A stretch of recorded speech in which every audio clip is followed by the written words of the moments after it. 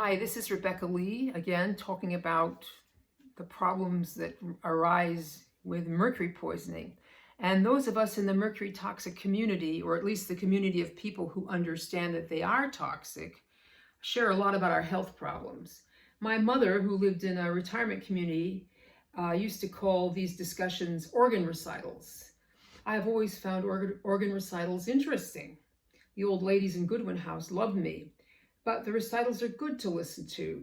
Maybe you can pick up a tip about something that will work for problems you may have. I'm pretty sure I don't have any mercury left in my body. I've been at this for 10 years now, and I can take up to 600 milligrams of lipoic acid every 3 hours and nothing much really happens. I think I'm going to do some sort of maintenance rounds every month or two just to be on the safe side, but on the whole, I don't think about chelating much anymore. This does not mean that I never get sick or things don't go out of whack. They do. It's just that before, when I fixed something, it wouldn't stay fixed, or else it was like pushing whatever it was back into my body and having it bulge out somewhere else in a different nasty form. A few years ago, for instance, I got interstitial cystitis, which is an awful condition. The bladder appears quite hard to heal. And Andy had it on his list of diseases and such on the front of amalgam illness, so mercury does appear to cause it.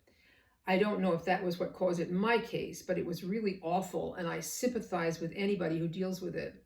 I was up all night peeing, and anything the slightest bit acid would make it much worse, even vitamin C. I tried all kinds of things, but I think what worked was to drink a little of bicarb and water every time I woke up. In any case, it's gone now and has never come back. The latest thing I had was some kind of affliction in my stomach, gastritis, I think. For a while there, everything I ate turned into molten lava about an hour after I ate it. I kept looking around for what was causing this problem. The chiropractor was 100% certain it was because I'm old and not producing adequate stomach acid anymore.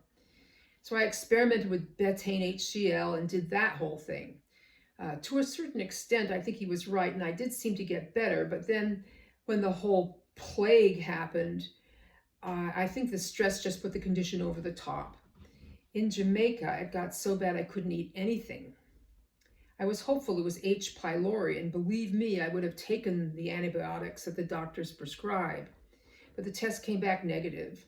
The doctor didn't have much to offer after that. So I started looking around at the foods I was eating. I thought it was monosodium glutamate that everybody uses down there. Or perhaps I was reacting to this, or perhaps I was reacting to that.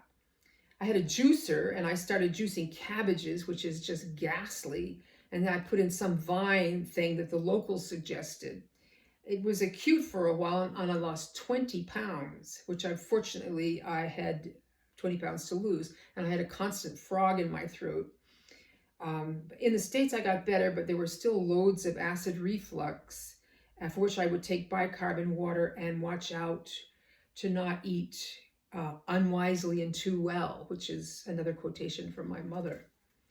Well, thanks to this group, to the Andy Cutler Chelation group on Facebook, I heard about gum mastica and I gave it a try.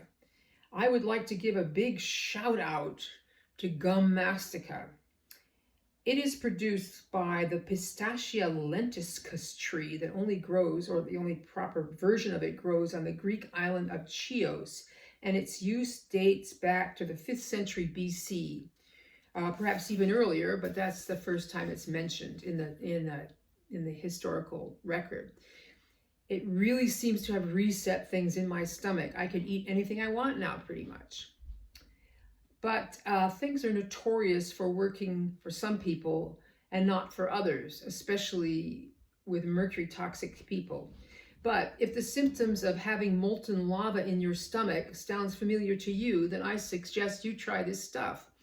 The one I bought is from Allergy Research Group and is called Mastica.